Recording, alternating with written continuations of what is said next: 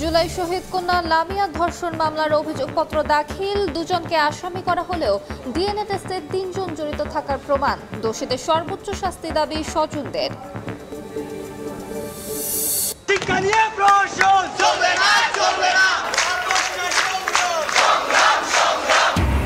৯ দফা দাবিতে Barishal engineering college shutdown, তৃতীয় দিনের মতো অবস্থান কর্মসূচি শিক্ষার্থীদের, অধ্যক্ষের একাত্মতা প্রকাশ।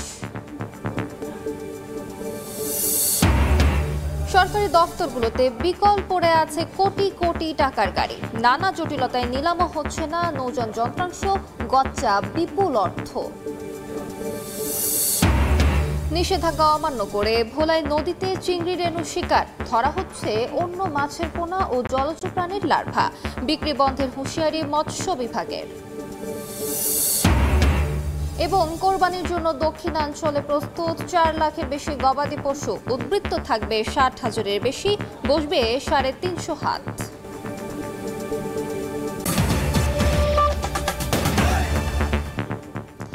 আমন্ত্রণ সময় সংবাদের নিয়মিত আয়োজন বিভাগীয় সময়। থাকছি সপ্তাহে ৭ দিন ভিন্ন ভিন্ন বিভাগের সংবাদ নিয়ে। আজ থাকছে বরিশাল বিভাগ, সঙ্গে আছি আমি আলিশা ইসলাম। জুলাই শহীদ কন্যা লামিয়ার গণধর্ষণ মামলায় আদালতে অভিযোগপত্র দাখিল করেছে পুলিশ। মামলায় ২ কিশোরকে আসামি করা হলেও তদন্তে উঠে এসেছে ৩ জনের সংশ্লিষ্টতার তথ্য। ডিএনএ টেস্টে মিলেছে চাঞ্চল্যকর প্রমাণ। দোষীদের সর্বোচ্চ শাস্তির দাবি লামিয়ার পরিবারের। বিস্তারিত শিকদার জাবির হোসেনের রিপোর্টে, ক্যামেরায় ছিলেন তৌকিব পেদা।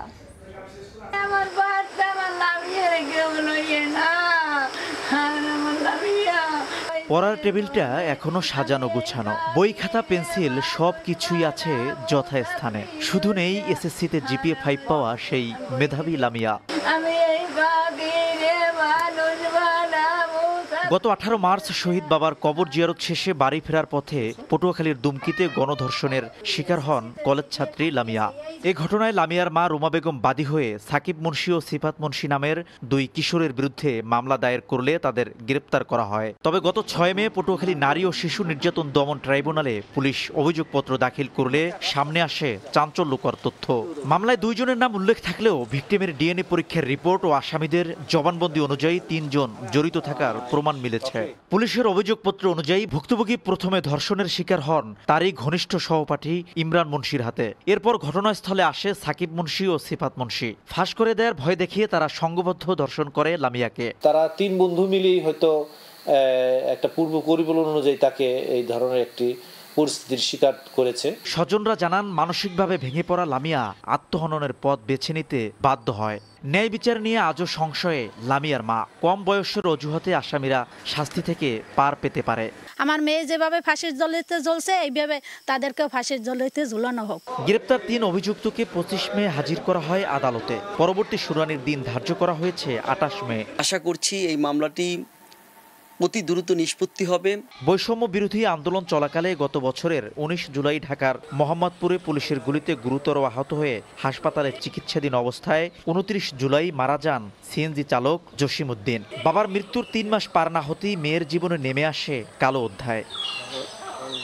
এই ঘৃণ্য অপরাধের দৃষ্টান্তমূলক শাস্তির মাধ্যমে ন্যায় বিচার পাবেন লামিয়া, আর নিরাপত্তা নিশ্চিত হবে প্রতিটি কন্যা শিশুর, এমনটাই প্রত্যাশা।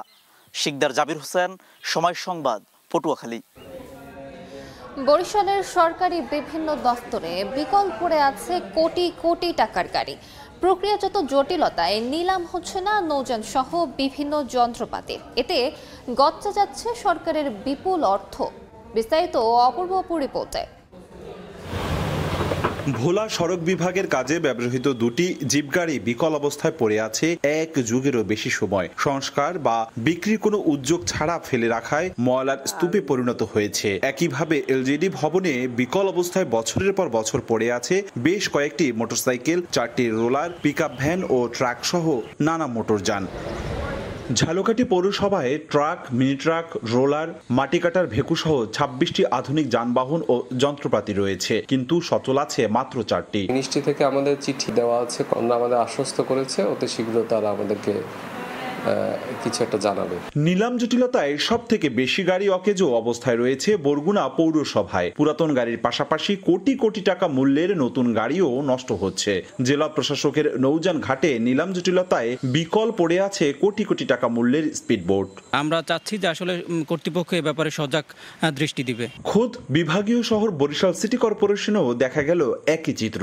এই গাড়িগুলো যে পৌঁছতেছে এগুলো তো রাষ্ট্রের সম্পদ, আসলে রাষ্ট্রেরই ক্ষতি হচ্ছে।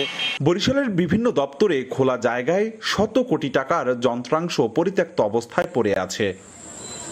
অপূর্ব অপু, সময় সংবাদ, বরিশাল। এ নিয়ে আলোচনার জন্য বরিশাল নগর ভবনে আছেন সহকর্মী অপূর্ব অপু। তার সঙ্গে যোগ দিচ্ছেন বরিশাল সিটি কর্পোরেশনের প্রধান নির্বাহী কর্মকর্তা মোহাম্মদ রেজাউল বারী। সরাসরি চলে যাচ্ছি অপুর কাছে।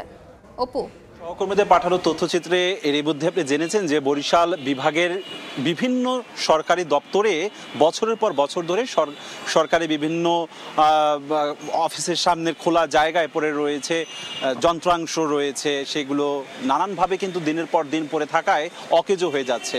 এই সমস্ত বিষয়ে আমরা আজকে কথা বলব বরিশাল সিটি কর্পোরেশনের প্রধান নির্বাহী কর্তা মোহাম্মদ রেজাউল বারী। আপনাকে ধন্যবাদ জানাচ্ছি আমাদেরকে সময় দেওয়ার জন্য।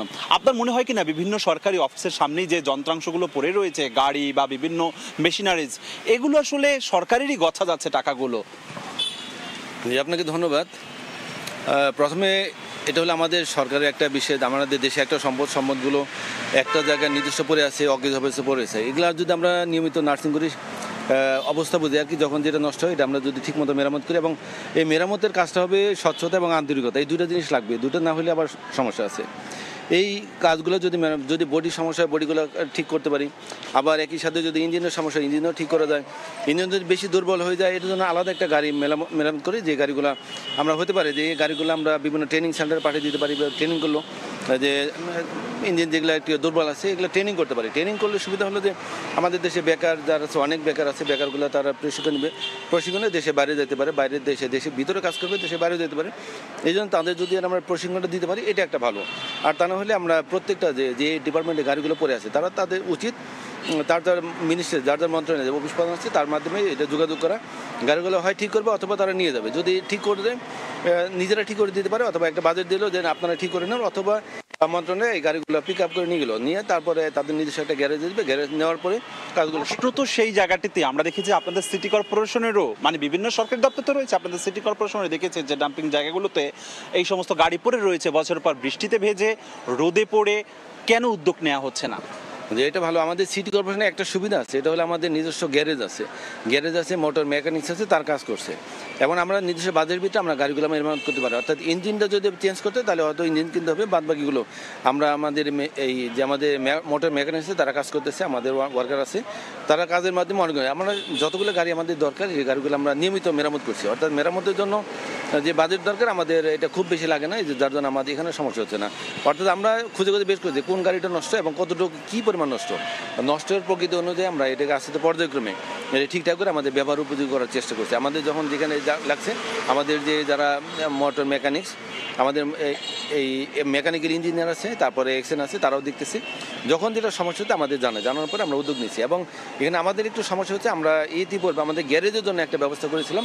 গাড়িগুলো আপনি যেটা বললেন খোলা জায়গায় পড়ে আছে, খোলা জায়গার জন্য আমরা গ্যারেজের ব্যবস্থা করছি। মানে গ্যারেজের কাজগুলো হয়ে গেলে তাহলে হয়তো এটা গ্যারেজ ভিতরে ঢুকে যাবে। এবং আমাদের আরও 2-1টা জায়গা আছে যেখানে আমাদের একদম মোটামুটি রেডি, আমরা কাজ শুরু করে দিয়েছি।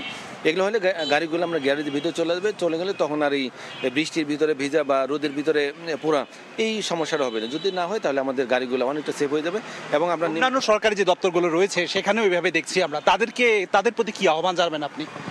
যে যারা বিভিন্ন সরকারি প্রতিষ্ঠান যার মন্ত্রণালয় আছে, মন্ত্রণালয়ের সাথে তারা যোগাযোগ করলে তারা তাদের একটা ডিসিশন দেবে, সেই অনুযায়ী গাড়িগুলো তাদেরকে দিয়ে গেলে হয় আর বলবে যে তোমরা একটা বাজেট দিয়ে গেলো ঠিক করে নাও, অথবা এটা বলতে পারে যে তারা নিজেরা নিয়ে যাবে, মিনিস্ট্রি নিয়ে দেবে, তারা ঠিক করে তারপর আমাদেরকে দিয়ে দেবে, ওই যার অফিসে দিয়ে দেবে। তাহলে আমাদের গাড়িগুলো চাঙ্গা থাকে এবং আমাদের সম্পদগুলো নষ্ট কম হয়। বরিশাল সিটি কর্পোরেশন প্রধান নির্বাহী কর্মকর্তা বেশ অনেক গুরুত্বপূর্ণ তথ্য দিয়েছেন। যদি সরকারিভাবে উদ্যোগ নেওয়া হয় তাহলে কিন্তু এই সমস্ত সরকারি যে সম্পদ রয়েছে এবং এর সাথে সাথে ব্যক্তি মালিকানারও অনেক সম্পদ থেকে থাকে, মোটরসাইকেল থেকে থাকে, সেগুলো সরকারি সমন্বিত উদ্যোগ নিলে পর রক্ষণাবেক্ষণের উদ্যোগ নিলে পর সম্পদ ভালো থাকবে। এটি হচ্ছে আমার কাছে সবশেষ বরিশাল থেকে এতটুকুই আজকে খবর ছিল। সরাসরি যুক্ত ছিলাম বরিশালে, বিভাগীয় সময় আরও থাকছে। সামান্য বৃষ্টিতেই জলজট, খানাখন্দে বেহাল দশা ঝালকাঠির বেশিরভাগ সড়কের, ভোগান্তিতে পৌরবাসী, সংস্কারের আশ্বাস। 9 দফা দাবিতে বিক্ষোভ মিছিল ও অবস্থান কর্মসূচি পালন করেছে বরিশাল ইঞ্জিনিয়ারিং কলেজের শিক্ষার্থীরা। কম্বাইন্ড পরীক্ষা পদ্ধতি বাতিল, একাডেমিক স্বতন্ত্রতা সহ 9 দফা দাবিতে টানা তৃতীয় দিনের মতো একাডেমিক শাটডাউন চালিয়ে আসছে শিক্ষার্থীরা। সোমবার সকাল 11টায় প্রশাসনিক ভবনের সামনে অবস্থান নেয় তারা। এ সময় প্রতিবাদী পথনাটক ও বিক্ষোভ করেন তারা। পরে তাদের দাবির সঙ্গে একাত্মতা প্রকাশ করে কলেজের অধ্যক্ষ। কম্বাইন সিস্টেমের বাতিল এবং স্বতন্ত্র শিক্ষা ব্যবস্থা সহ আরো অবকাঠামো উন্নয়ন বা অন্যান্য আনুষঙ্গিক বিষয় নিয়ে আমরা 9টা দাবি উত্থাপন করেছি। আরো কঠোর আন্দোলনে যাব, এরপরে আমাদের ক্ষেত্রে আরো যত কিছু আন্দোলন কঠোরভাবে করা দরকার হয় করব, যেহেতু তাদের বিরুদ্ধে থেকে আমাদের কাছে কোনো রেসপন্স আসেনি, তো আমরা এখন আমাদেরকে কঠোর হতে বাধ্য হতো। রেজাল্টের ব্যাপারে একটু দেরি হয়, এটা আমি একমত। রেজাল্টটা আরেকটু তাড়াতাড়ি হওয়ার জন্য আমাদের ডিন ম্যাডাম কিন্তু আমাদের নিয়ে কয়েকবার বসে এটা আমরা আলোচনা করছি কিভাবে এটা তাড়াতাড়ি করা যায়। ভোলার বিভিন্ন নদীতে নির্বিচারে শিকার করা হচ্ছে চিংড়ির রেণু। সরকারিভাবে নিষেধাজ্ঞা থাকলেও মানছেন না জেলেরা। রেণু সংগ্রহের পর অন্য মাছের পোনা ও জলজ প্রাণী ফেলে দেয় তা মারা যাচ্ছে। সংশ্লিষ্টরা বলছেন, অপরিকল্পিত রেণু শিকারে নদীর মাছ ও জলজ প্রাণী বৃদ্ধি বাধাগ্রস্ত হচ্ছে। আর পরিস্থিতি নিয়ন্ত্রণে রেণু ব্যবসা বন্ধের উদ্যোগ নিয়েছে মৎস্য বিভাগ। উৎপল দেবনাথের ছবিতে নাসিরউদ্দিন লিটনের রিপোর্ট। অবৈধ জাল দিয়ে নদী থেকে শিকার হচ্ছে বাগদা ও গলদা চিংড়ির রেণু। সঙ্গে ধরা পড়ছে অন্য মাছের পোনা ও বিভিন্ন জলজ প্রাণীর লার্ভা। ভোলার মেঘনা সহ বিভিন্ন নদীতে নির্বিচারে শিকার করা হচ্ছে চিংড়ির রেণু। সরকারিভাবে নিষেধাজ্ঞা থাকলেও তা মানছেন না জেলেরা। তাদের সঙ্গে অনেক এলাকায় যোগ দেন নারী ও শিশুরা। রেণু সংগ্রহের পর অন্য মাছের পোনা ও জলজ প্রাণী ফেলে দেয় তা মারা যাচ্ছে। আর এসব রেণু ব্যবসায়ীরা কিনে সরবরাহ করছে খুলনা, সাতক্ষীরা সহ বিভিন্ন জেলায়। তবে নদীতে মাছ না থাকায় বাধ্য হয়ে রেণু শিকারের অজুহাত জেলেদের। কোনো কাজ কামাই নাই, গাঙ্গ নদীতে মাছ নাই, এই কথা এই ঠেলা ঠেলা দিয়ে ধরি। আর অনেক কিস্তি মিস্তি মাসের দেড়া দিন আছে, তাই বাধ্য হয়ে আমরা এই বাগদা ফলা ধরি। সংশ্লিষ্টরা বলছেন, অপরিকল্পিত রেণু শিকারের কারণে নদীর মাছ ও জলজ প্রাণী বৃদ্ধি বাধাগ্রস্ত হচ্ছে।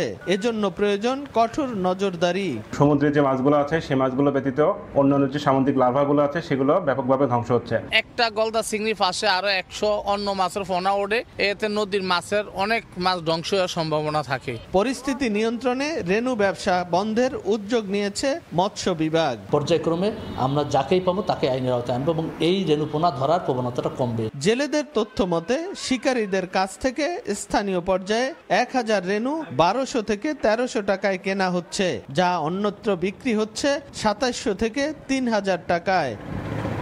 নাসিরউদ্দিন লিটন, সময় সংবাদ, ভোলা।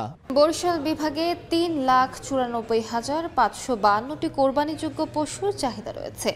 60,495টি পশু উদ্বৃত্ত থাকতে পারে জানিয়েছে প্রাণী সম্পদ অধিদপ্তর। আর বিভাগে প্রায় 350 কোরবানির পশুর হাট বসবে। কয়েকদিন পরই শুরু হবে কোরবানির পশুর হাট। নিজেদের গবাদি পশু শেষ মুহূর্তে হৃষ্টপুষ্ট করতে ব্যস্ত সময় পার করছেন খামারিরা। বরিশাল বিভাগের 6 জেলায় ঈদুল আজহা সামনে রেখে পশুর বাড়তি পরিচর্যা করছেন খামারিরা। খাওয়ানো হচ্ছে প্রাকৃতিক খাবার। খামারিরা পশু বিক্রিতে এবছর ভালো মুনাফার আশা করছেন, তবে গোখাদ্যের মূল্য বৃদ্ধিতে বিপাকে তারা। ডাক্তার চিকিৎসা সবকিছু নিয়মিত করা হয়। যেগুলো ছোট এগুলো 80 থেকে 1 লাখ টাকার ভিতরে আছে, আর যেগুলো একটু বড় ওইগুলা 1,30,000 থেকে 1,50,000 ভিতরে এগুলা আছে, এগুলা বিক্রি করা যাবে ইনশাল্লাহ। বিভাগে 3,94,552টি কোরবানিযোগ্য পশুর চাহিদা রয়েছে। প্রস্তুত করা হয়েছে প্রায় 4,55,053টি। চাহিদার চাইতে 60,495টি পশু উদ্বৃত্ত থাকতে পারে বলে জানিয়েছে প্রাণী সম্পদ অধিদপ্তর। গরু বিক্রি করার ফলে তাদের অর্থনৈতিক অনেক চাঙ্গা হবে, পাশাপাশি দেশের অর্থনৈতিক প্রাণী সম্পদের অর্থনৈতিক অনেক চাঙ্গা হবে। দেশের দালালের দ্বন্দ্ব দৌরত্ব থাকবে না। এখানে পুলিশ প্রশাসন এবং স্থানীয় আমাদের প্রশাসনের সাথে বিষয়ে কথা হয়েছে এবং তারা বিষয়টা জোরালোভাবে দেখবে। এবছর বরিশাল বিভাগে প্রায় ৩৫০টি কোরবানির পশুর হাট বসবে, যেখানে আইন শৃঙ্খলা রক্ষাকারী বাহিনীর পাশাপাশি ১৬০টিরও বেশি ভেটেরিনারি মেডিকেল টিম দায়িত্ব পালন করবে। অপূর্ব অপু, সময় সংবাদ, বরিশাল। বিভাগীয় সময় আরো থাকছে। ১৯৯ পদের বিপরীতে কর্মরত ৪৫ জন। তীব্র চিকিৎসক সংকট। বরগুনার সরকারি হাসপাতালে ব্যাহত স্বাস্থ্যসেবা। মন্ত্রণালয়ে জানিয়েও মিলছে না সমাধান। সংস্কারের অভাবে বেহাল দশা ঝালকাঠি পৌরসভার বেশিরভাগ সড়কের। এলাকাবাসী বলছেন সড়কগুলো খানাখন্দে ভরে গেছে। পরিকল্পিত ড্রেনেজ ব্যবস্থা না থাকায় সামান্য বৃষ্টিতেই ডুবে যায় রাস্তা। অনেক স্থানে বাসাবাড়ি ও ব্যবসা প্রতিষ্ঠানেও ঢুকে যায় পানি। জলজটে সড়কে চলাচলে তীব্র ভোগান্তি পোহাতে হয় বাসিন্দাদের। আর শিগগিরই ব্যবস্থা নেওয়ার আশ্বাস পৌর কর্তৃপক্ষের। চিকিৎসক সংকটে হিমশিম অবস্থা বরগুনার সরকারি হাসপাতালগুলোতে। ১৯৯ জনের বিপরীতে চিকিৎসক আছেন মাত্র ৪৫ জন। এতে কাঙ্ক্ষিত সেবা পাচ্ছেন না রোগীরা। ৪ লাখ মানুষের চিকিৎসা সেবার একমাত্র ভরসাস্থল বরগুনার আমতলী উপজেলা স্বাস্থ্য কমপ্লেক্স। ঢাকা কুয়াকাটা মহাসড়কের পাশে অবস্থিত হওয়ায় দুর্ঘটনা কবলিত যাত্রীদের নিয়ে আসা হয় এ হাসপাতালে। তবে চিকিৎসকের অভাবে সঠিক চিকিৎসা সেবা থেকে বঞ্চিত হচ্ছেন রোগীরা। একই দশা বরগুনা জেনারেল হাসপাতাল সহ জেলার ৫টি উপজেলা স্বাস্থ্য কমপ্লেক্সের। ৪ দিন ভর্তি, ৪ দিন একদিন ডাক্তারই দেখে গেছে। আমি সকালবেলা আসছি, এখন পর্যন্ত ডাক্তার পাইনি। এরকম হলে রোগীর তো ঠিকানা যাবে না। বিপুল সংখ্যক রোগীকে সেবা দিতে হিমশিম খেতে হচ্ছে হাসপাতাল সংশ্লিষ্টদের। ৪ জন চিকিৎসক কাগজে কলমে থাকলেও মূলত প্র্যাকটিক্যালি ২ জন চিকিৎসক আছে। সমস্যার সমাধানে স্বাস্থ্য মন্ত্রণালয়ে চিঠি দেওয়া হয়েছে বলে জানিয়েছেন জেলা প্রশাসক। যদি ডাক্তার পদায়িত হয় তাহলে আমাদের এখন স্বাস্থ্যসেবার ক্ষেত্রে যে প্রাথমিক যে সংকট, সেই সংকটটাকে আমরা ওভারকাম করতে পারবো। স্বাস্থ্য বিভাগের তথ্য মতে বরগুনায় ১৯৯ জন চিকিৎসক পদের বিপরীতে রয়েছেন মাত্র ৪৫ জন। সাইফুল মিরাজ, সময় সংবাদ, বরগুনা। এবার জেনে নেব বরিশাল বিভাগের গত সপ্তাহের আলোচিত ঘটনা। ২০ মে সকালে পটুয়াখালীর মহিপুরের লক্ষ্মীপুর খালের উপর নির্মিত আজিমপুর তাহেরপুর সেতুটি হঠাৎ বিকট শব্দে ভেঙে পড়ে। এ সময় সেতুর উপর যানবাহন না থাকায় কোনো হতাহতের ঘটনা না ঘটলেও যোগাযোগ বিচ্ছিন্ন হয়ে পড়েছে ১৫টি গ্রাম। ভোগান্তিতে পড়েছে প্রায় ১৫,০০০ মানুষ।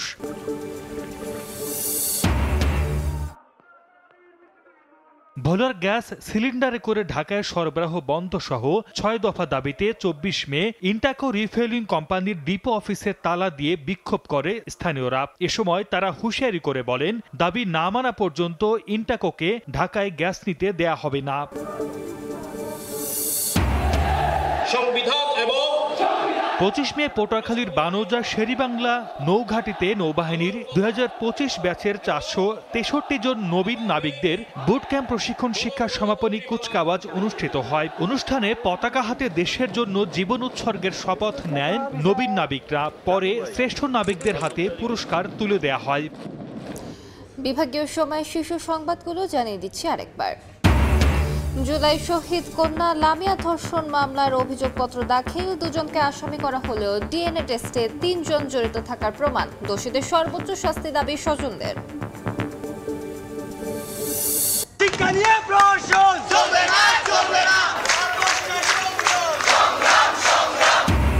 ৯ দফা দাবিতে বরিশাল ইঞ্জিনিয়ারিং কলেজ শাটডাউন। ৩য় দিনের মতো অবস্থান কর্মসূচি শিক্ষার্থীদের। অধ্যক্ষের একাত্মতা প্রকাশ। এবং সরকারি দপ্তরগুলোতে বিকল পড়ে আছে কোটি কোটি টাকার গাড়ি। নানা জটিলতায় নিলামও হচ্ছে না নৌযান যন্ত্রাংশ। গচ্চা বিপুল অর্থ।